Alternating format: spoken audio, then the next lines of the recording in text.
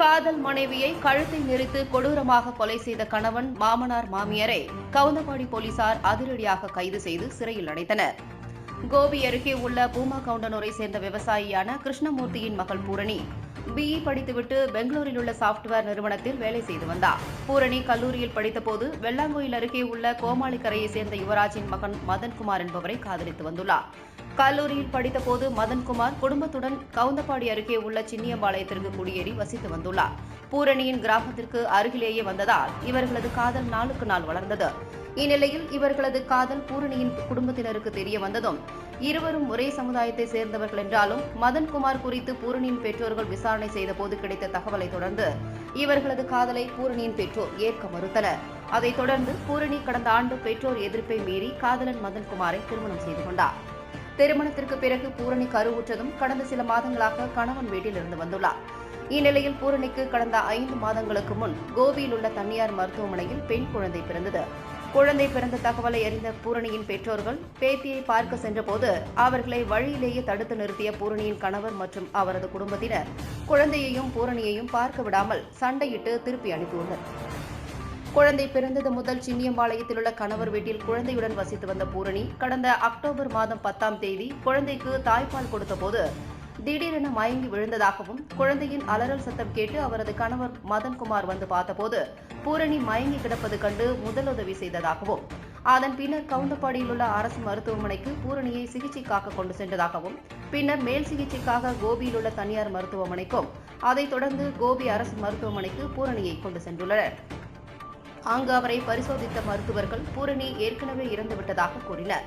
தாய்ப்பால் கொடுத்தபோது தாய் உயிரிழந்ததாக கூறப்பட்ட நிலையில் தாய்ப்பால் கொடுத்ததால் மாரடைப்பு வருவதற்கான வாய்ப்பு இல்லை என்பதால் கொலை செய்யப்பட்டிருக்கலாம் என்று சந்தேகமடைந்த கோபி அரசு மருத்துவர்கள் பூரணியின் சடலத்தை பெருந்துறையில் உள்ள அரசு மருத்துவக் கல்லூரி மருத்துவமனைக்கு சட்டம் சார்ந்த மருத்துவ குழுவினர் மூலமாக பிரேத பரிசோதனை செய்ய அனுப்பி வைத்தனர்.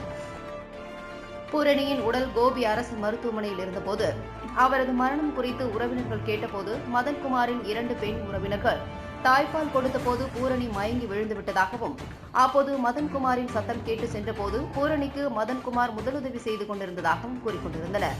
இதுவும் மருத்துவர்களின் சந்தேகத்திற்கு முக்கிய காரணமாக அமைந்தது.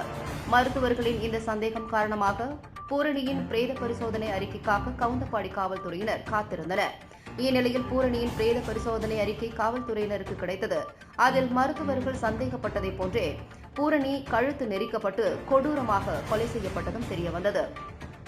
மேலும் பூரணி இறந்த பின் சிறிது நேரத்திற்கு பிறகே உறவினர்களை வரவழைத்து அவர் மாரடைப்பால் இறந்தது போன்று நாடகம் நடத்திவிட்டு மெதுவாக ஆம்புலன்ஸ் வாகனத்தை வரவழைத்து கவுந்தபாடி அரசு மருத்துவமனைக்கு கொண்டு சென்றதும் தெரியவந்தது.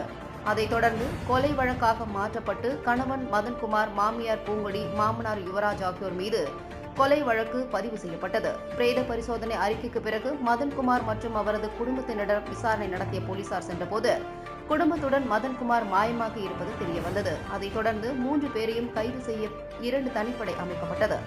தனிப்படை போலீசார் கடந்த 1 மாத காலமாக தலைமறைவாக இருந்த மதன்குமார் மற்றும் அவரது தந்தை யுவராஜ், தாய் பூங்கொடியை இன்று ஒத்தக்குதிரை என்ற இடத்தில் கைது செய்து விசாரணை நடத்தினர். போலீசார் நடத்திய விசாரணையில் வசதியில்லாத நிலையில் இருந்த மதன்குமாருக்கு பள்ளியில் படித்தபோது பூரணி அறிமுகமாகியுள்ளார். பூரணியிடம் பழகிய போது அவர் வசதிமிக்க குடும்பத்தை சேர்ந்தவர் என்பது தெரியவந்ததும் அவருக்கு காதல் வலை வீசியுள்ளார். மதன்குமாரின் காதல் வலையில் விழுந்த பூரணியை கல்லூரி காலத்திலும் மதன்குமார் தொடர்ந்து உள்ளார். படிப்பை முடித்த பிறகு வேலைக்கு சென்றபோது பூரணியை மதன்குமார் திருமணம் செய்துள்ளார். திருமணத்தில் விருப்பமில்லாத பூரணியின் பெற்றோர் பூரணியிடம் பேசுவதை தவிர்த்துள்ளனர். திருமணம் முடிந்த பிறகு பூரணி அவரது பெற்றோரிடம் சொத்தில் பங்கு எதுவும் வேண்டாம் என கூறியுள்ளார். அதன் பிறகு பூரணிக்கு குழந்தை பிறந்த தகவல் அறிந்து மகளையும் பேத்தியையும் பார்க்க சென்றபோது சொத்து கிடைக்காத நிலையில் கடும் கோபத்தில் இருந்த கணவன் மதன்குமாரும் அவரது குடும்பத்தினரும் பூரணியின் பெற்றோர்களை தடுத்து நிறுத்தி சண்டையிட்டு திருப்பி அனுப்பியது தெரியவந்தது. பல முறை சொத்தை பிரித்து வாங்கி வருமாறு மனைவி பூரணியிடம் மதன்குமாரும் அவரது குடும்பத்தினரும் கூறியபோது அதை பூரணி ஏற்க மறுத்துள்ளார். சொத்திற்காக திருமணம் செய்த நிலையில் பூரணியின் பெற்றோரிடம் இருந்து சொத்து எதுவுமே கிடைக்காது என முடிவு செய்த மதன்குமார் சம்பவத்தன்று பூரணியை கழுத்தை நெரித்து கொலை செய்துவிட்டு தாய்ப்பால் கொடுத்த போது மூச்சு திணறல் ஏற்பட்டு இறந்துவிட்டதாக நாடகமாடியது தெரியவந்தது.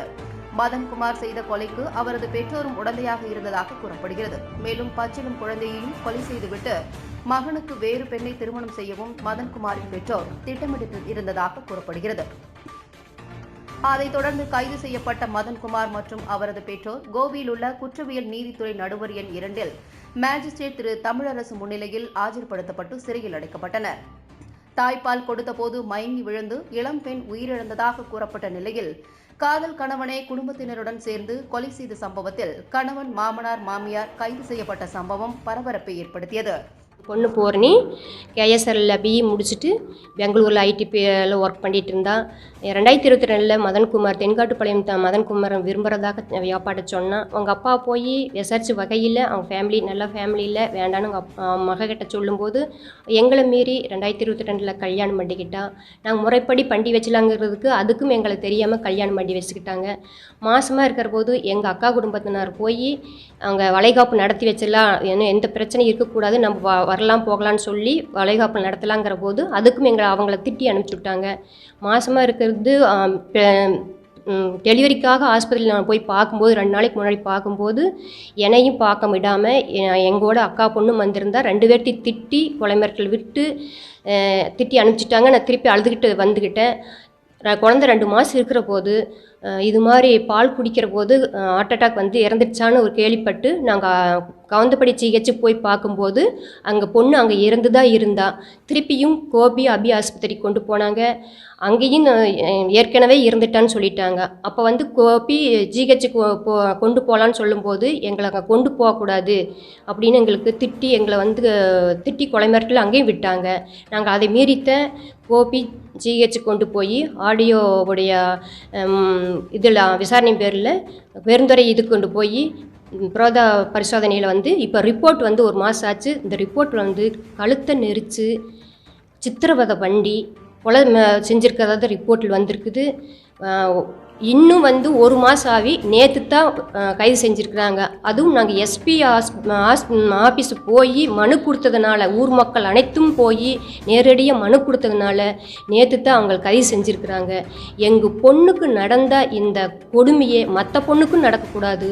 அந்த குழந்தைக்கும் ஹார்ட்டில் ஓட்டேன்னு சொல்லி தவறான ஒரு இது சொல்லிகிட்டு இருக்கிறாங்க. அந்த குழந்தைக்கும் எதிர்காலத்தில் ஒரு ஆபத்து இருக்கக்கூடாது. அது நல்லாயிருக்க வேணும். எங்கள் பொண்ணுக்கு நேர்ந்தது அந்த குழந்தைக்கும் நேர்ந்தக்கூடாது. அவங்க வந்து திட்டமிட்டு கொலை செஞ்சுருக்கிறாங்க. இந்த கேஸ் வந்து எங்களுக்கு எங்கள் பொண்ணுக்கு நியாயமான ஒரு தீர்ப்பினை எதிர்பார்த்துட்டு இருக்கிறோம். அதைத்தான் நான் எல்லாத்துக்கிட்டையும் கேட்டுக்கிறேன். இது மாதிரி யாருமே பண்ணக்கூடாது. தயவுசெய்து ஒரு பொண்ணோட நிலைமை ஒரு தாய்த்தான் தெரியும்.